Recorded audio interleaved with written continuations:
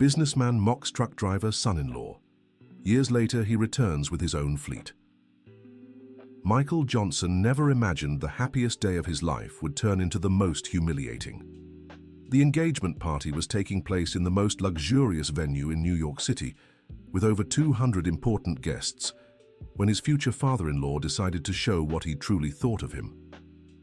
Businessman Richard Wilson stepped up to the microphone during the celebration and, staring directly at Michael, loudly declared that his daughter Jennifer deserved someone better than a man who smelled like diesel and drove a truck for a living.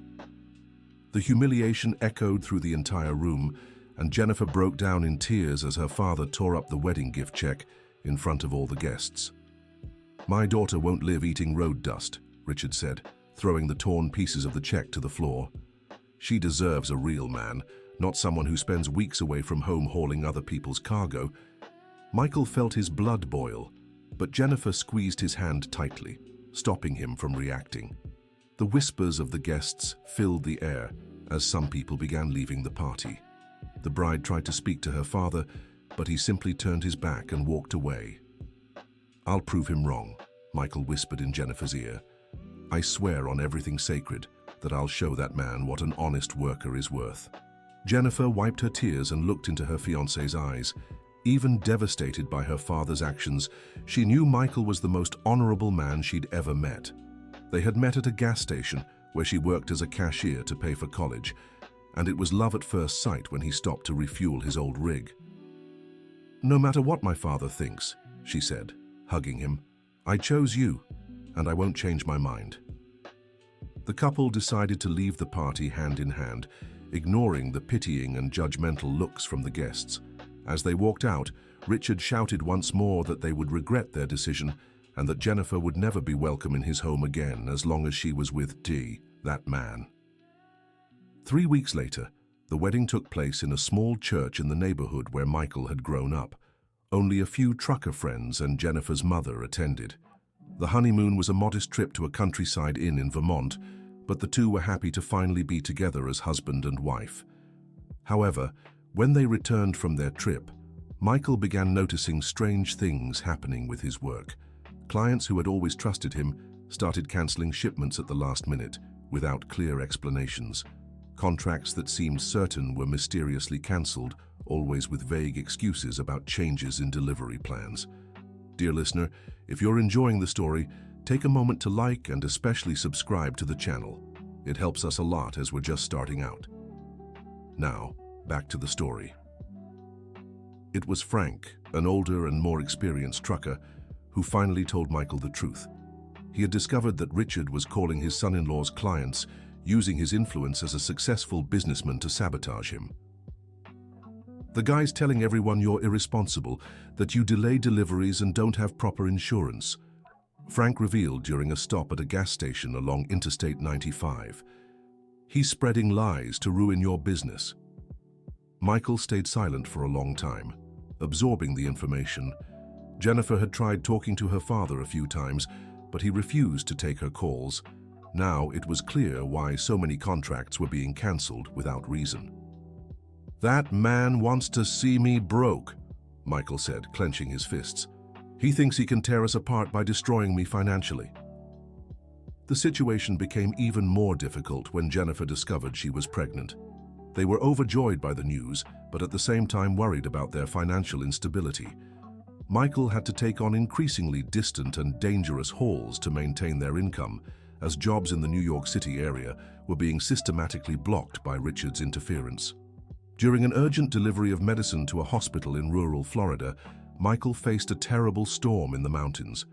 The road was slippery and dangerous, but he knew those medications were essential to saving lives. When a tree fell, blocking the path, he worked alone for 2 hours in the rain to clear the way.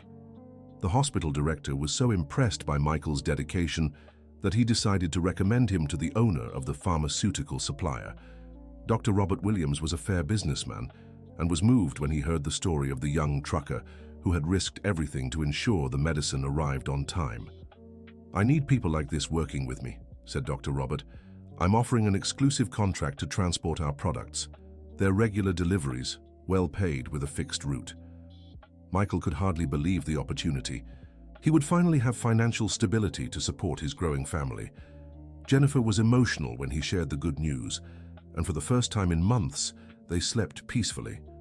But the peace didn't last long. Richard found out about Michael's new contracts and immediately began investigating the pharmaceutical company. Using his connections and financial resources, he tried to buy the business so he could fire his son-in-law. Dr. Robert, however, had no interest in selling his family business. "That father-in-law of yours is offering a fortune for my company," Dr. Robert told Michael, "but I won't sell. I know men like him. They use money to destroy others." Richard didn't give up easily. He started spreading rumors about the quality of the pharmaceutical company's products, trying to damage its reputation. He also hired investigators to look for any irregularities in Michael's documents or driver's license. Jennifer decided she needed to confront her father personally. Against Michael's wishes, she went to Richard's office in a skyscraper in downtown New York City. The meeting was tense and painful. "Stop this, Dad," Jennifer pleaded. "Michael is an honest, hard-working man. Why can't you accept that?" "Because you deserve more than a life of scraping by," Richard replied. "I built an empire so you could have comfort, and you chose a man who can barely support a family." "Money isn't everything in life," Jennifer countered. "I'd rather have a simple life with true love than luxury without happiness." Richard threatened to completely disinherit his daughter if she didn't leave Michael. Jennifer left the office in tears, but determined to stand by her husband. They decided to cut ties with her family for good and focus on building their own future. The following months were difficult, but Michael worked tirelessly. He made deliveries during the day and studied business management at a free technical course at night. Jennifer sold homemade sweets to neighbors and co-workers, contributing to the family income even while pregnant. The pregnancy brought unexpected complications when Jennifer developed high blood pressure and needed specialized medical care. The cost of tests and appointments drained the couple's savings, forcing Michael to make a painful decision, selling his truck to pay for the treatment. "Don't do it," Jennifer begged.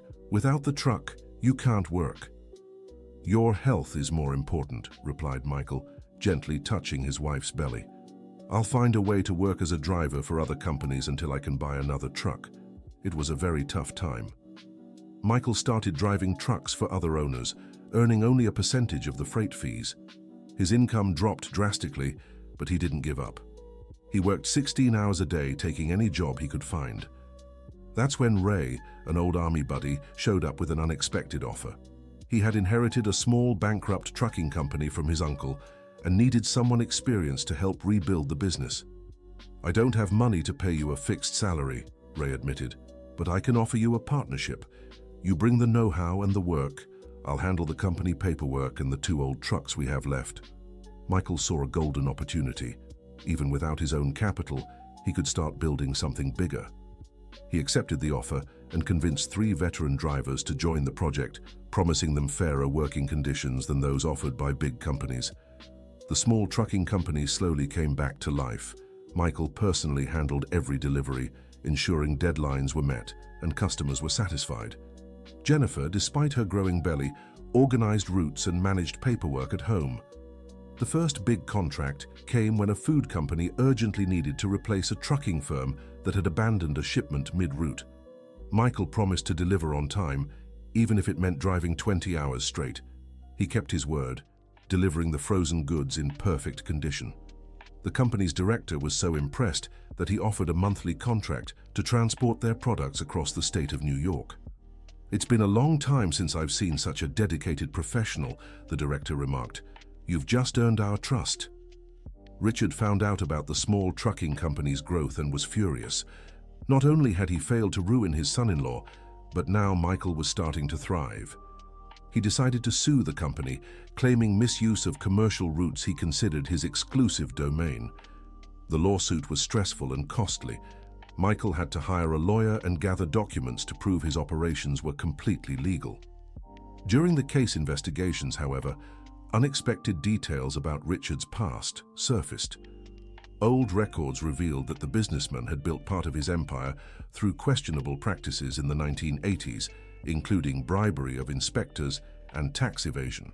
The judge not only ruled in Michael's favor, but also set a precedent for other companies to challenge Richard's monopolistic methods. The courtroom victory brought credibility to the trucking company. Several businesses that had once been afraid to defy Richard now sought Michael's services. The fleet grew from 3 to 10 trucks in just 6 months. Emma was born on a December morning, healthy and perfect.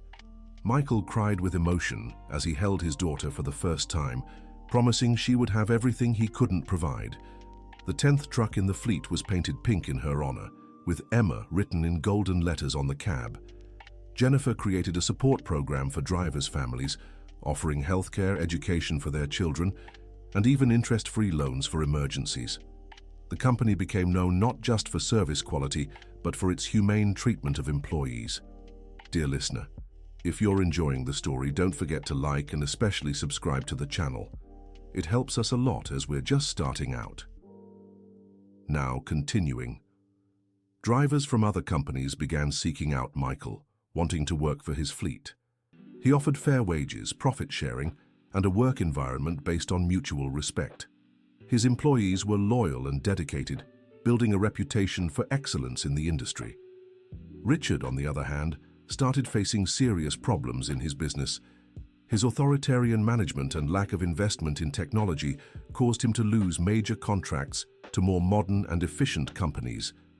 His best drivers migrated to Michael's trucking business, taking with them valuable knowledge about routes and clients. 2 years after Emma's birth, Michael's company already had 30 trucks and contracts with some of the largest industries in the region. He had become a respected businessman, but never lost his humility or forgot his roots as a truck driver. During a transportation industry conference, Michael was invited to give a speech on human-centered management. He spoke about the importance of valuing employees and creating a workplace built on trust and mutual respect. A company's success isn't just measured by the size of its fleet or its revenue, Michael told the audience. It's measured by the happiness of the people who work with you and the contribution you make to society. In the audience, Richard watched in silence. His business was in decline, and he had been forced to lay off many employees to cut costs. Seeing the son-in-law he had humiliated years earlier being applauded by hundreds of businessmen was a bitter and reflective experience. After the speech, Richard waited for Michael in the convention center parking lot. Michael's fleet of colorful, modern trucks gleamed under the parking lot lights, a stark contrast to the single old vehicle left from Richard's company. "You won," Richard said, his voice choked. "I was wrong about you." Michael looked at his father-in-law for a long moment. He could have said many things, could have retaliated with harsh words, but he chose a different path. "It's not about winning or losing," Michael replied. "It's about doing what's right." "My business is failing," Richard admitted. "I've lost nearly everything because of pride and stubbornness. I don't even know how I'll pay off the debts." Michael stayed silent for a few seconds, thinking. Then, to Richard's surprise, he made an unexpected offer. "I can help you restructure your company," Michael said, "but on one condition. You'll have to completely change how you treat your employees." Richard couldn't hold back his tears. The man he had humiliated and tried to destroy was offering help in his greatest moment of need. It was a lesson in humility he would never forget. "Why would you do this for me?" Richard asked. "Because you're Jennifer's father and Emma's grandfather," Michael replied. "Family is family, no matter the mistakes of the past." In the following months, Michael worked side by side with Richard to salvage what remained of the company. He implemented the same human-centered management principles that had made his own trucking business thrive. It was a difficult process, as Richard had to swallow his pride and learn a new way of leading. The change in how Richard treated his employees was radical. He began speaking personally with each driver, asking about their families and concerns. He introduced benefits similar to Michael's and started sharing profits with his workers. Jennifer was deeply moved when she learned her husband had decided to help her father. She had dreamed for years of the day her family would be reunited, but never imagined it would happen this way. "You're a better man than I ever thought existed," Jennifer told Michael in the privacy of their bedroom. "My father didn't deserve your kindness, but you chose to be generous anyway." "Emma deserves to have her grandfather in her life," replied Michael. And your father needs to learn there's a better way to live. The first family dinner in 5 years took place in Michael and Jennifer's modest home. Richard arrived nervous, carrying a gift for the granddaughter he barely knew. Emma, now 3 years old, was shy at first, but soon found herself playing on her grandfather's lap. "Grandpa, do you have a truck like Daddy's?" Emma asked with curious eyes. "No, my princess," Richard answered, his voice thick with emotion. "But your daddy taught me what matters isn't having the biggest truck, it's having a big heart." During dinner, Richard formally apologized to Jennifer and Michael. He admitted he had been prejudiced and cruel, nearly destroying his own daughter's happiness out of pride and arrogance. "I thought money was the same as worth," Richard said. "I learned the hard way how wrong I was." Jennifer cried as she listened to her father's words. It was the apology she had waited years for but never thought she'd hear. Michael placed a hand on his father-in-law's shoulder, a gesture of forgiveness and acceptance. From that day on, Richard became a loving and present grandfather. He picked Emma up from school a few times a week and took her to see the trucks in the fleet. The little girl was enchanted by the colorful vehicles and dreamed of one day driving like her father. Richard's company gradually recovered under new management. Employees who once worked in fear and dissatisfaction now took pride in their jobs. The company's reputation improved and new contracts began rolling in. Michael created a partnership between the two trucking businesses, sharing routes and resources when needed. Instead of competing, they collaborated, building a business model rooted in family cooperation. Dear listener, if you're enjoying this story, please take a moment to like and subscribe to the channel. It means the world to us as we're just starting out. Now back to the story. 5 years after the reconciliation, Michael's fleet had grown to 50 modern trucks, all painted in vibrant colors that became his trademark. His company was known statewide for its quality service and humane treatment of employees. Emma, now 8, loved spending weekends at the truck yard. She knew every driver and their families by name and was treated like the company's little princess. Michael had even set up a special room for her, filled with books and toys, where she could stay while he worked. "Daddy, when I grow up, I want a company just like yours," Emma said one day as she drew colorful trucks. "You can be whatever you want, sweetheart," Michael replied. "What matters is always treating people with respect and dignity." Jennifer had earned her degree in education and started a vocational school for employees' children. Young people in the community learned mechanics, logistics, and management, preparing for future roles in the company. Michael's story of perseverance became well known in the trucking industry. He was often invited to speak at universities and conventions, sharing his business philosophy centered on valuing people. During one of these talks, a young student asked what the hardest moment of his journey had been. Michael paused before answering. "The hardest moment wasn't when my father-in-law humiliated me or when we almost went bankrupt," he said. "It was when I had to choose between holding on to bitterness or forgiving. Choosing forgiveness was hard, but it's what truly set me free." Richard, who was in the audience watching his son-in-law's speech, felt his chest tighten with emotion. He had spent so many years consumed by pride and prejudice that he nearly lost what truly mattered: his family. After the speech, 3 generations of the family gathered for dinner at an elegant restaurant. Emma, now a bright and affectionate girl, excitedly shared her plans to drive pink trucks when she grew up. "Grandpa, will you teach me how to drive a truck?" Emma asked Richard. "Of course, my princess," her grandfather replied with a smile. "But first, you need to learn to treat people with kindness, just like your father taught me." Michael watched the scene with satisfaction. The table was filled with laughter and warm conversation, a far cry from that traumatic engagement party years ago. The smell of diesel that once bothered Richard had been replaced by the scent of success built with dignity and honest work. As they left the restaurant, Richard hugged Michael tightly. "Thank you for not giving up on our family," his father-in-law said, tears in his eyes. "You taught me that a man's true worth isn't measured by the size of his bank account, but by the size of his heart." "Everyone deserves a second chance," Michael replied. "What matters is knowing how to make the most of it when it comes." Months later, the family received news that filled them with joy. Jennifer was pregnant again. Emma was thrilled at the possibility of having a little brother and immediately began making plans to teach the baby all about trucks. "Let's paint a new truck for the baby," Emma said, jumping with excitement. "If it's a boy, it'll be blue. If it's a girl, it'll be purple. My new favorite color." The news of the second pregnancy brought the family even closer. Richard insisted on covering all the medical expenses as a way to make up for lost time. Michael accepted the help, understanding how important it was for his father-in-law to show his love this way. During a doctor's visit, they discovered Jennifer was expecting twins. The joy was overwhelming, but it also brought concerns about managing family life with 3 young children. "We'll need a bigger house," Jennifer said, mentally calculating the space they'd need. "Or we could build an extension on our current home," Michael suggested. "I like our neighborhood and the friends we've made here." Richard offered to buy them a mansion, but Michael preferred to build with his own money. It was important to him that everything be earned through his work, maintaining the dignity he always valued. The construction of the new wing became a family project.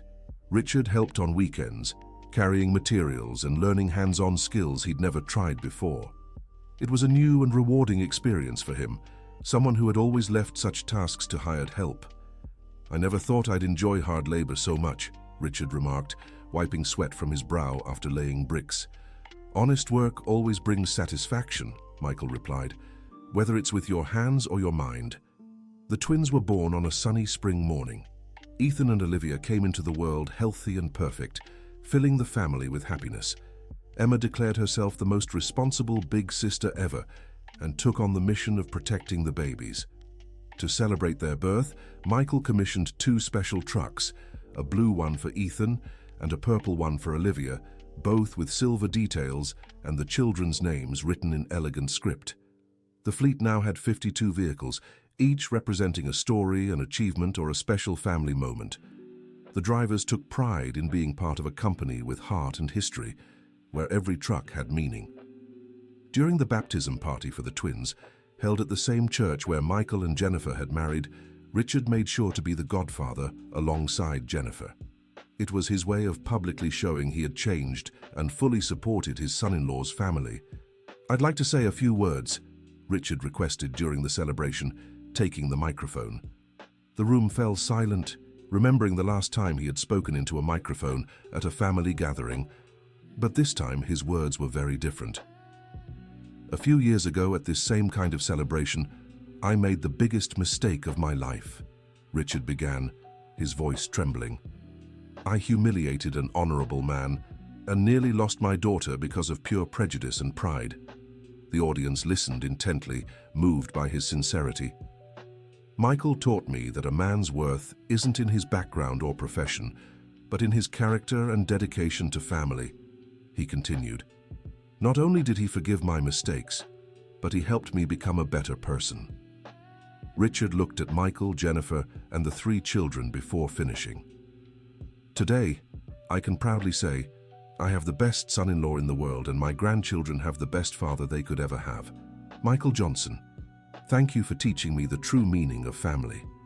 The room erupted in applause. Michael stood up and embraced his father-in-law in a moment of pure emotion that sealed their family's reconciliation. Jennifer cried tears of joy, seeing her family finally whole and united. In the following years, the partnership between Michael's and Richard's companies grew even stronger. They created an employee exchange program, allowing experienced drivers to share knowledge with newcomers. Emma grew up surrounded by her family's love and the admiration of the employees. She regularly visited the company offices, where she had a small desk to work, drawing trucks, and playfully organizing papers. "Daddy, when I grow up, will our company have 100 trucks?" Emma asked during a walk through the yard. "Maybe, sweetheart," Michael replied. "But remember, what matters isn't how many trucks we have, but how many families we can help with our work." Ethan and Olivia grew up playing among the colorful trucks, forming a natural connection to the world of transportation. They joined their father on short trips, learning about responsibility and hard work from an early age. Richard became a devoted and present grandfather. He picked the kids up from school, took them on outings, and told them stories about his own mistakes to teach them the importance of humility and forgiveness. "Grandpa, why didn't you like Daddy before?" Emma asked one day with childlike curiosity. "Because I was blind, my princess," Richard answered. "Sometimes grown-ups make silly mistakes and need special people like your father to help us see clearly." The Johnson-Wilson family's story became an example in the American business sector. Universities used their case as a study on humane management and resolving family conflicts in business. Michael was invited to write a book about his experience. From Steering Wheel to Success, A Journey of Dignity and Forgiveness, became a bestseller, inspiring thousands across the country. At the book launch, the entire family was present. Emma, now 12, read an emotional passage about never giving up on dreams. Ethan and Olivia, 4 years old, handed out hand-drawn autographs to the guests. "This book isn't just my story," Michael said during his speech. "It's the story of everyone who believes that honest work and family love can overcome any obstacle." Richard watched with pride as his son-in-law achieved success. His own company had become prosperous again, but now it was built on solid principles of respect and human value. He had become a respected businessman not because of the fear he inspired, but because of the example he set. The combined fleet of the two companies reached 100 trucks, just as Emma had dreamed. Each vehicle carried the vibrant colors that had become a symbol of quality and reliability in the transportation market. One special morning, Michael took the whole family to see the 100th truck. It was a special rig, painted with all the colors of the fleet and decorated with drawings made by the children themselves. "This truck represents our journey," Michael said, opening the doors for the family to explore. "We started with a simple dream and built something that goes beyond business. We built a united family." Emma climbed into the driver's cab and pretended to drive, dreaming of the day she could officially be part of the family business. Ethan and Olivia ran between the seats, laughing and playing. Jennifer and Richard watched the scene with smiles of satisfaction. "You know what the best part of all this is?" Richard asked Michael as the children played. "What?" Michael replied. "It's that now I understand the smell of diesel was never the problem," Richard said, smiling. "The problem was my closed heart. Today that smell reminds me of everything we've achieved together." End of story. Tell us what you thought of this story of overcoming and forgiveness. Do you believe Michael made the right choice by forgiving Richard and helping him? Share your opinion in the comments and don't forget to like and subscribe to the channel for more heartwarming stories.